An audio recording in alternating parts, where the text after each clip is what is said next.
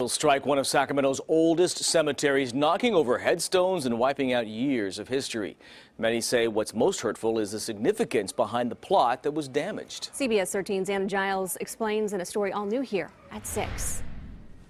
One after another, centuries of history toppled over like dominoes at the Sacramento Historic City Cemetery. It's really disturbing that people would do that.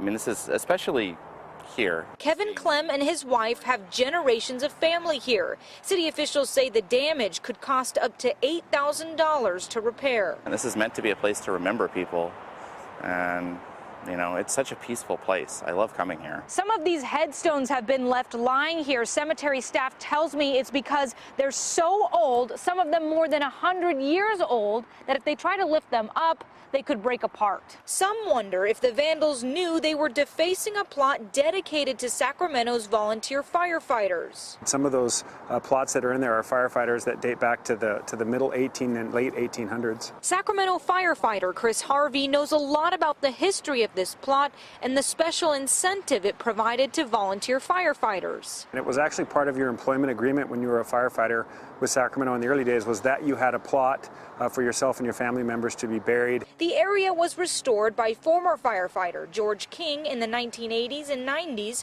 after being left to rot away for years. It only takes a few moments for somebody to be very disrespectful and undo the hard work of somebody who spent so much time trying to make this plot back to its former glory. So it's pretty upsetting. Cemetery staff are working with police to try and track down the people responsible for this. I don't understand what people are thinking or what would motivate them to do such a thing.